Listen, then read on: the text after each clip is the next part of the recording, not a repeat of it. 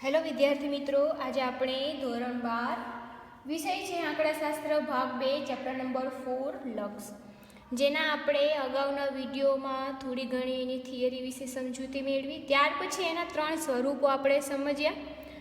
આજે આપણે લક્ષના જે કાર્ય નિયમો જે છે ઘણી વખત પરીક્ષામાં પૂછાતા હોય છે એના વિશે આપણે સમજૂતી મેળવવાની છે.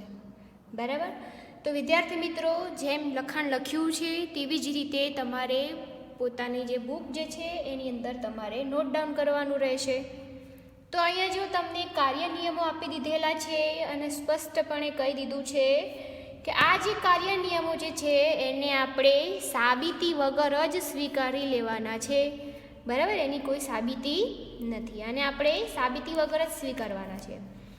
તો જુઓ અહીંયા તો કહે છે કે જો fx અને gx વાસ્તવિક ચલ x, વાસ્તવિક ચલ કયો છે? x ના બે શું છે? વાસ્તવિક વિધેય છે. તો બે વાસ્તવિક વિધેય કયા છે? fx અને gx. બરાબર? અને x ટેન્ડ્સ ટુ a. બરાબર? તો અહીંયા આવશે fx બરાબર l. હવે કહે છે કે x ટેન્ડ્સ ટુ a, તો gx બરાબર શું? m. તો અહીંયા fx છે એને બરાબર શું છે? l અને gx છે ત્યાં m. એ હોય તો હવે એના ઉપરથી આપણે જે ચારે ચાર નિયમો જે છે એના વિશે આપણે સમજૂતી મેળવવાની છે. તો ફરી એક વખત વિદ્યાર્થી મિત્રો, કે જ્યારે તમે ચાર નિયમો તમને પૂછે તો એની પહેલાં તમારે આટલું લખાણ સ્પષ્ટ રીતે દર્શાવી દેવાનું છે કે જો fx અને gx વાસ્તવિક ચલ કયું? x ના બે શું છે? વાસ્તવિક વિધેય છે. આ બંને શું છે? વાસ્તવિક વિધેય છે. અને x જે છે એ લિમિટ, અહીંયા લીમ છે. લીમ એટલે કે આપણું લિમિટ, એટલે કે ચેપ્ટરનું નામ છે લક્ષ. ક્યાં સુધી પહોંચે છે? તો કહે છે કે a. એટલે એને આપણે બોલવું હોય તો કઈ રીતે બોલી શકાય? x tends to a. તો કે fx બરાબર શું? l લઈ લો. અને x ટેન્ડ્સ ટુ a, તો gx બરાબર શું લેવાનું છે? m લઈ લો. તો fx બરાબર l અને gx બરાબર m. તો વિદ્યાર્થી મિત્રો, ખાસ ધ્યાન એ રાખવાનું છે અહીંયા કે અહીંયા વચ્ચે કોઈ નિશાની અંદર રાખવાની નથી. વિદ્યાર્થી મિત્રો ખૂબ ઉતાવળમાં અહીંયા x ટેન્ડ્સ ટુ a બરાબર કરી નાખે છે તો અહીંયા ખોટું પડે છે. તો અહીંયા શું છે? fx બરાબર l અને x ટેન્ડ્સ ટુ a, તો gx બરાબર શું થશે? a. હવે વિદ્યાર્થી મિત્રો, આપણે અહીંયા નિયમો સમજવાના છે, જેમાં આપણે પહેલું જે છે કે x ટેન્ડ્સ ટુ a મોટો કૌંસ લખો, એની અંદર fx વત્તા ઓછા gx. એટલે આપણે શું જુઓ અહીંયા fx બરાબર આપણે શું લીધું છે? તો કે l અને gx બરાબર m. તો વચ્ચે નિશાની કઈ છે? વત્તાની અને ઓછાની. તો અહીંયા જુઓ તમે કે x ટેન્ડ્સ ટુ a મોટો કૌંસ છે fx વત્તા ઓછા gx મોટો કૌંસ પૂરો, એને બરાબર શું લખી શકો? l વત્તા ઓછા m. બરાબર? તો એ શું છે? તો કહે છે કે બે વિધેયોના સરવાળા અથવા બાદબાકીનું લક્ષ તે વિધેયોના લક્ષના સરવાળા અથવા બાદબાકી બરાબર થાય છે. બરાબર? તો વિદ્યાર્થી મિત્રો, આ હતું આપણું જે છે સરવાળા અને બાદબાકી. એ આપણે જોયું કે એને ફરી એક વખત જોઈ લઈએ કે x ટેન્ડ્સ ટુ a મોટો કૌંસ છે fx વત્તા ઓછા gx મોટો કૌંસ પૂરો. હવે એને બરાબર આપણે l વત્તા ઓછા m લખી શકીએ. અને કહે છે કે જો બે વિધેયોના સરવાળા અથવા બાદબાકીનું લક્ષ એટલે કે પહોંચવું ત્યાં, બરાબર, તે વિધેયોના લક્ષના સરવાળા અને અથવા બાદબાકી બરાબર થાય છે. તો હવે આપણે આગળ જોઈએ તો આગળ શું છે કે x ટેન્ડ્સ ટુ a. બરાબર? તો એમાં જુઓ તો કે મોટા કૌંસની અંદર શું છે કે fx ગુણ્યા gx એટલે કે l ગુણ્યા m. એ શું છે કે બે વિધેયોના ગુણાકારનું લક્ષ તે બે વિધેયોના લક્ષના ગુણાકાર બરાબર થાય છે. શું થાય છે? તે લક્ષના ગુણાકાર બરાબર થાય છે. તો આ હતું આપણે ગુણાકારનું. આપણે ઉપર જોયું સરવાળા બાદબાકીનું. ત્યાર પછી આપણે ગુણાકારનું. હવે આવે છે ભાગાકારનું. તો ભાગાકારમાં જુઓ તમને અહીંયા કહે છે કે x ટેન્સ ટુ a મોટા કૌંસની અંદર fx ભાગ્યા gx, એટલે કે આપણે l ભાગ્યા m, જ્યાં m શું છે? શૂન્ય નથી, આના બરાબર શૂન્ય નથી. એટલે હવે જુઓ અહીંયા શું કહે છે કે બે વિધેયોના ભાગાકારનું લક્ષ તેમના લક્ષના ભાગાકાર બરાબર થાય છે. અહીં છેદના વિધેયનું લક્ષ જે છે એ શૂન્ય હોવું જોઈએ નહીં, માટે અહીંયા દર્શાવ્યું છે. તો વિદ્યાર્થી મિત્રો, તમને કદાચ ભાગાકારનું પૂછે તો તમારે આ લખવું જરૂરી છે કે બે વિધેયોના ભાગાકારનું લક્ષ તેમના લક્ષના ભાગાકાર બરાબર થાય છે. અહીં છેદના વિધેયનું લક્ષ શૂન્ય હોવું જોઈએ નહીં. ત્યાર પછી જે ચોથું જે છે એ જોવાનું છે કે x ટેન્સ ટુ a એ શું છે? k. શું છે અહીંયા? k. તો અહીંયા fx બરાબર શું થશે? kl. શું થશે? kl, કે જ્યાં k શું જે છે? અચળાંક છે. બરાબર. એટલે વિદ્યાર્થી મિત્રો અહીંયા જુઓ કે x ટેન્સ ટુ a, તો x ટેન્સ ટુ a જે છે એ શું છે? આપણે અહીંયા k છે. શું છે? k. અને fx એટલે શું છે? fx બરાબર તો કે છે કે kl છે, કે જ્યાં k શું છે? અચળ છે. શું છે? અચળ છે. તો ખાસ અહીંયા એ ધ્યાન રાખવાનું છે. અને અહીંયા જુઓ કે વિધેયના કોઈ અચળાંક સાથે ગુણાકારનું લક્ષ એ વિધેયના લક્ષના તે અચળાંક સાથેના ગુણાકાર બરાબર થાય છે. બરાબર. તો એ ખાસ તમારે એ પણ જોવાનું છે કે અહીંયા ગુણાકાર છે. બરાબર. તો અહીંયા જુઓ કે x ટેન્સ ટુ a એટલે કે k એ શું છે? fx બરાબર kl. બરાબર. fx બરાબર શું છે? kl. તો kl એટલે કે બંનેનો ગુણાકાર છે. તો જો k જે શું છે? અચળ છે. તો હવે અહીંયા જુઓ કે વિધેયના કોઈ અચળાંક સાથે ગુણાકારનું લક્ષ એ વિધેયના લક્ષના તે અચળાંક સાથેના ગુણાકાર બરાબર થાય છે. તો વિદ્યાર્થી મિત્રો અહીંયા જુઓ આપણે સરવાળા બાદબાકી છે, ગુણાકાર છે, ભાગાકાર છે, કે કોઈ અચળાંક જે છે એની સાથેના આપણે ચારે ચાર નિયમો જોયા છે, જે આપણે અહીંયા સાબિતી વગર જ સ્વીકારી લેવાના છે કે આની કોઈ સાબિતી નથી. આના ઘણી વખત પ્રશ્ન પૂછાતો હોય છે. મેં જેમ લખાણ લખ્યું છે તેમ તમે તમારા નોટબુકમાં તમે લખી નાખજો.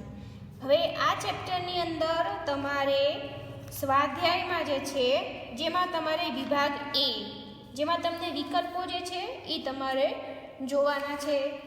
તો વિકલ્પમાં જે તમને અહીંયા તમને કીધેલું છે કે વિકલ્પમાં તમને 3 સ્વરૂપો વિશેનું કીધેલું છે.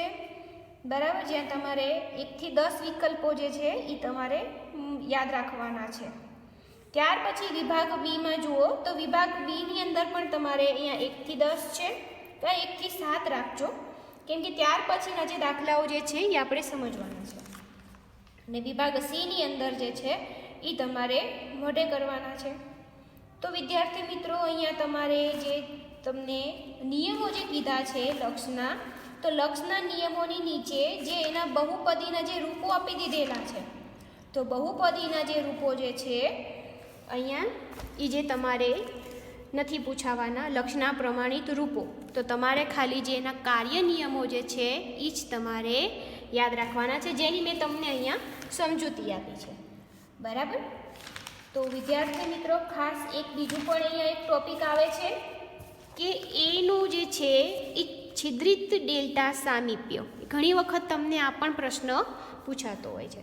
તો કે જો A બિલોંગ્સ ટુ R અને ડેલ્ટા એ અરુણ વાસ્તવિક સંખ્યાઓ હોય તો વિવૃત અંતરાલ કૌંસમાં A ઓછા ડેલ્ટા અલ્પવિરામ A વત્તા ડેલ્ટા ઓછા છગડિયા કૌંસની અંદર A ને એનું છિદ્રિત ડેલ્ટા સામીપ્ય કહેવાય. ઘણી વખત વિદ્યાર્થી મિત્રો ઘણી વખત પૂછાતું હોય છે. તેને n જો અહીંયા તમને ફૂદરડી આપી દીધેલી છે અને કૌંસમાં એ અલ્પવિરામ ડેલ્ટા વડે દર્શાવાય છે. તો વિદ્યાર્થી મિત્રો ખાસ અહીંયા ધ્યાન રાખવાનું છે, વિકલ્પમાં ઘણી વખત પૂછાતું હોય છે આ. બરાબર. તો હવે એને આપણે સમજવાનું છે કે કઈ રીતે. તો જુઓ કે અહીં આપણે સમજીએ કે એન જે અહીંયા ફૂદરડી આપી દીધેલી છે કૌંસમાં એ અલ્પવિરામ ડેલ્ટા એના બરાબર શું છે, તો કહે છે કે એન કૌંસમાં એ અલ્પવિરામ ડેલ્ટા ઓછા છગડિયા કૌંસમાં એક્સ. તો હવે જુઓ અહીંયા કે છગડિયા કૌંસમાં એક્સ ડેશ એ ઓછા delta less than x less than a વત્તા ડેલ્ટા અલ્પવિરામ એક્સ જે છે is not equal to a, અલ્પવિરામ એક્સ બિલોંગ્સ ટુ આર છગડીયો કૌંસ પૂરો. હવે તેવી જ રીતે નીચે જુઓ એને બરાબર શું થશે, તો કહે છે કે છગડીયા કૌંસની અંદર એક્સ ડેશ માનાંકમાં એક્સ ઓછા એ લેસ ધેન ડેલ્ટા અલ્પવિરામ x is not equal to a, અલ્પવિરામ એક્સ બિલોંગ્સ ટુ આર છગડીયો કૌંસ પૂરો. હવે એને આપણે જો સમજૂતી આપણે એક ઉદાહરણ દ્વારા મેળવીએ કે જુઓ તમને અહીંયા કે એન જે છે એની અંદર ફૂદરડી છે કૌંસની અંદર 5 અલ્પવિરામ 2, બરાબર. તો હવે જો એની અંદર આપણે કઈ રીતે લખી શકીએ કે આ જે સ્વરૂપ જે છે એની અંદર આપણે મૂકી દેવાની છે વેલ્યુ.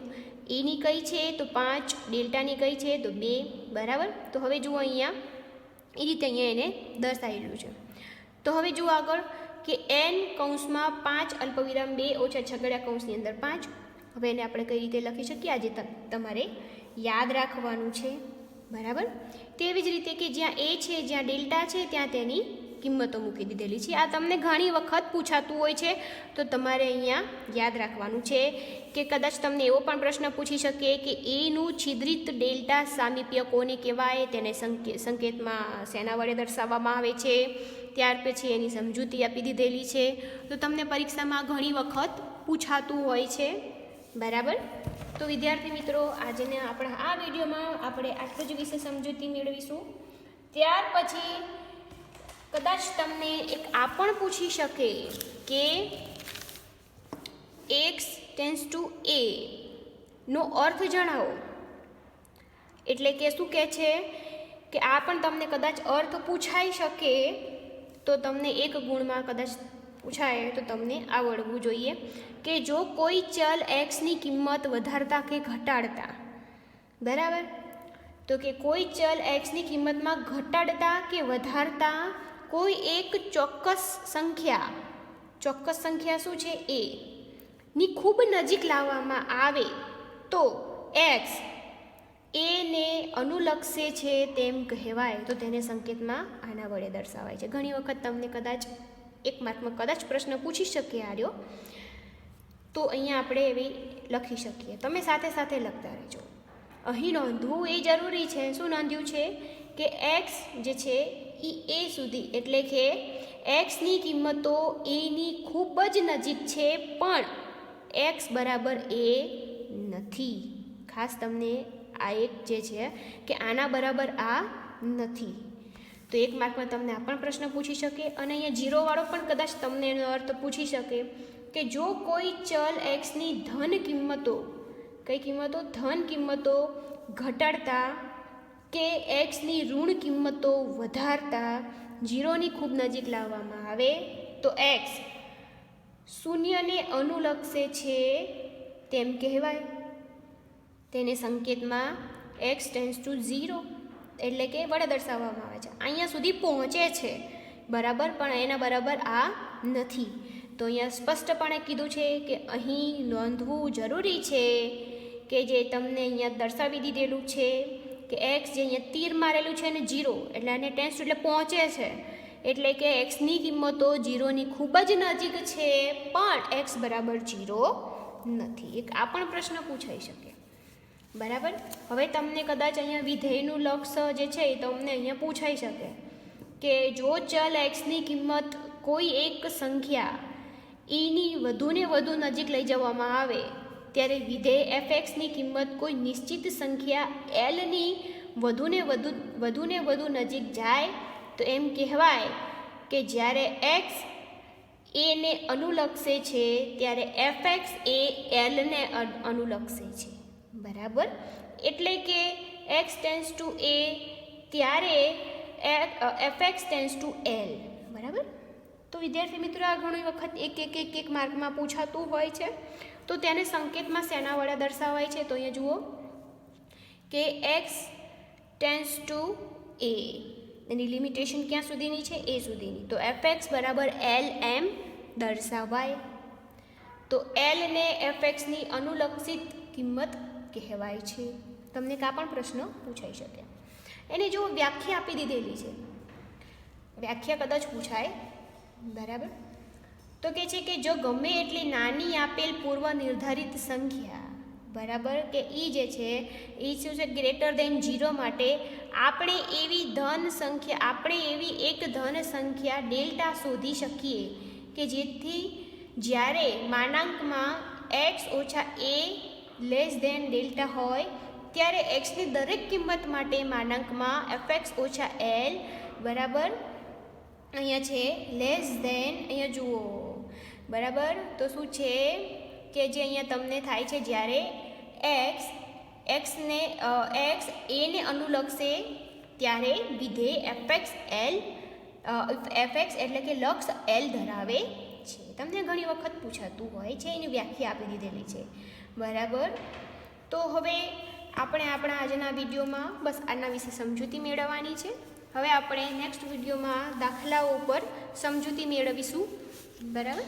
ધન્યવાદ.